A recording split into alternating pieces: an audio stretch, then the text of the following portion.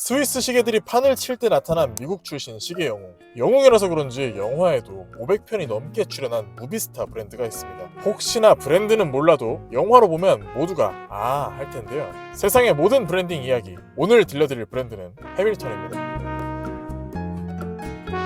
해밀턴은 1892년 펜실베니아주 랭카스터에서 탄생했습니다. 무너져가던 시계 공장 몇몇이 협력해서 만든 브랜드였는데요. 제대로 된 미국 시계를 만들어보자는 뜻에서 시작됐죠. 근데 제대로 된 미국 시계라니 무슨 말인가 싶죠. 그러면 시계를 떠올렸을 때 생각나는 나라가 있으신가요? 아마 대부분 스위스를 떠올리지 않을까 싶은데요. 네, 스위스 시계가 명품 취급받는 건 최근 일이 아닙니다. 전통적으로 스위스는 시계 산업을 독점해왔고 그 명맥이 지금까지 이어지는 것이죠. 아무튼 약 130년 전인 1800년대 후반에도 산업의 양상은 비슷했습니다. 당시 미국 시계 공장들은 스위스 부품을 수입해서 재조립 후 판매하는 형태로 먹고 살았는데요. 그것도 스위스산 시계보다 훨씬 저렴한 가격으로 말이죠. 그러니까 불만이 쌓였습니다. 우리도 할 수 있다 이거죠. 그래서 힘만 합치면 못할 게 없다 라는 생각에 공장들끼리 협력해서 탄생한 게 바로 해밀턴입니다. 해밀턴은 사실 콜롬비아라는 이름을 쓰고 싶었는데요. 워터벨이라는 시계사에서 먼저 상표를 사용 중이라 창립자의 아버지이자 펜실베니아주 랭카스터 마을을 세운 해밀턴의 이름을 따서 해밀턴이 됐죠.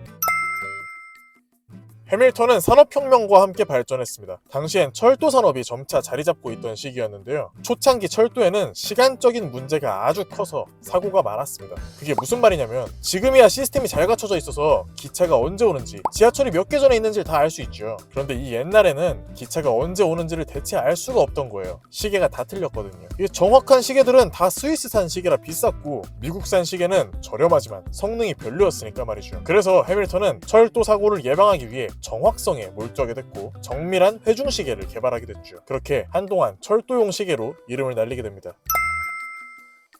그런데 역시나 제1차 세계대전이 발발합니다. 카라트 영상을 보신 분들은 아시겠지만 이때 미국에서는 사기업이 뭔가 잘하고 있으면 다 군대로 대량 납품 주문을 했습니다. 해밀턴도 마찬가지였죠. 군이 나면 칼 같은 시간이 제일 중요하니까요. 그래서 당시 미국의 총사령관 일명 블랙잭 존 조지프 퍼싱 장군은 군인들에게 정밀한 철도 시계를 공급하기 시작했습니다. 동시에 군인들이 매번 주머니에서 회중 시계를 꺼내긴 불편하죠. 이때부터 해밀턴의 시계는 손목 시계로 개조됩니다. 그렇게 해밀턴은 철도 시계에서 군용 시계로 리브랜딩 아닌 리브랜딩을 하게 되죠. 그리고 어쩌면 해밀턴에겐 행운이었을까요? 군용 시계로 리브랜딩한 건 실패가 아니었음을 다시 증명하는 순간이 오는데요. 제2차 세계대전이 머지않아 도래합니다. 이때는 해군이 해밀턴 시계를 특히 좋아했는데요. 해양 크로노미터가 필요했기 때문이죠. 크로노미터란 쉽게 말해서 경도에 따른 시간차까지 계산해주는 말도 안 될 정도로 정확한 시계라고 생각하시면 되는데요. 이게 필요한 해군이 정부에 요청하자 정부는 크로노미터를 만들 수 있는 회사를 뽑기 위해 전국적으로 입찰에 나섰고 해밀턴이 그 자리에 당당히 뽑히며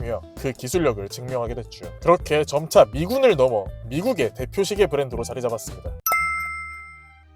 전쟁이 끝난 이후에도 해밀턴은 미국 내에서 큰 인기를 끌며 1957년에는 전자시계인 벤츄라를 출시하고 스위스 시계회사인 뷰렌을 인수하게 됐죠. 그러면서 1969년 생산 공장을 모두 스위스로 옮기게 됩니다. 공장을 스위스로 옮겨버리면 부품도 더 싸고 간편하게 구할 수가 있었고 시계 시장 자체가 스위스에 크게 자리하고 있었으니까 말이에요. 이어서 1970년엔 세계 최초의 디지털 시계 펄사까지 출시하며 앞으로 꽃길만 걷자는 생각이었습니다. 그런데 얼마 되지 않아 판매량이 급감했습니다. 스위스 시계 시장 은 만만치 않았던 걸까요? 해밀턴 입장에선 공장까지 다 옮겨왔는데 큰일이었죠. 그렇게 별다른 방도 없이 해밀턴은 스와치의 전신인 SSIH에 판매됩니다. 이때부터 해밀턴은 스위스 브랜드가 됐죠. 이게 꼭 해밀턴이 스위스에 뺏겼다고 느껴질 수도 있는데요. 그런데 사실 스위스 입장에서도 해밀턴이 필요한 상황이었습니다. 왜냐면 1970년대부터 1980년대까지 쿼츠 쇼크가 발생했기 때문이죠. 그러니까 쿼츠 시계의 등장이었습니다. 1969년 일본의 세이코가 쿼츠 시계 모델 아스트론을 실용화시키며 기존 기계식이었던 시계의 패러다임을 쿼츠로 완전히 뒤집었습니다. 그래서 스위스는 세이코를 이겨내기 위해 각종 인수합병과 새로운 변화를 꾀했는데 그중 해밀턴을 인수해서는 색다른 마케팅에 힘써보기로 했죠. 왜냐면 해밀턴은 그때부터 지금까지 영화를 꽉 잡고 있었거든요.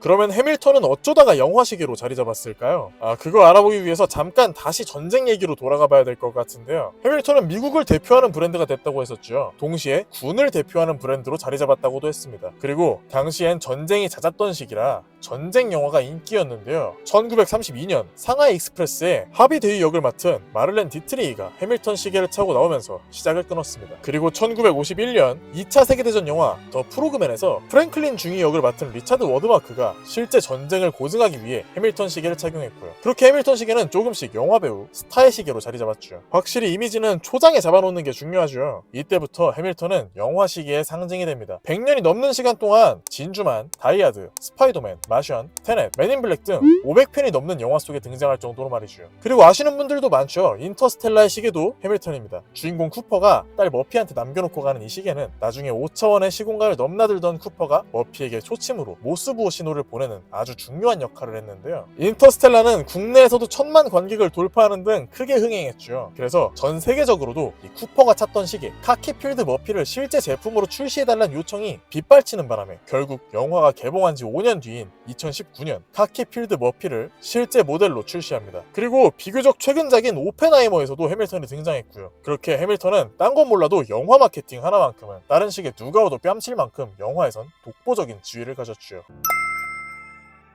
이렇게 영화 산업에서 압도적인 모습을 보여준 해밀턴이 올해에도 등장했습니다. 2024년 최고 기대작으로 뽑히는 영화죠. 듄 파트 2. 이 전작 이후 박스오피스 4억 달러가 넘는 수익을 기록한 만큼 거대한 작품인데요. 듄 파트 2의 제작과 배급을 맡은 워너브라더스는 해밀턴과 독점 콜라보레이션 계약을 맺고 특별한 시계를 만들었습니다. 데저트 워치라고 불린 이 시계, 확실히 미래의 저 배경과 너무 잘 어울리는데요. 왠지 프로토스... 어쨌든 네모난 케이스에 오픈워크로 처리한 다이얼 등 영화의 찰떡인 시계를 이번에도 해밀턴이 해냅니다. 그러면서 인터스텔라 때의 기억이 아직 남아있는 걸까요? 이번엔 처음부터 듄 리미티드 에디션이라며 한정판 제품을 출시했는데요. 벤츄라 모델입니다. 영화 모델과는 달리 실제 벤츄라 모델의 삼각 특징을 살려서 나왔네요. 이렇게 할리우드에서 맹활약을 펼치는 이유가 스위스 브랜드가 됐지만 그 속엔 미국 시계의 영혼을 가지고 있어서 아닐까요? 그 역사와 헤리티지를 느낄 수 있기에 정말 멋진 브랜드인 것 같습니다. 근데 저는 애플워치 차겠습니다. 오늘 영상은 여기까지. 해밀턴 이야기였습니다.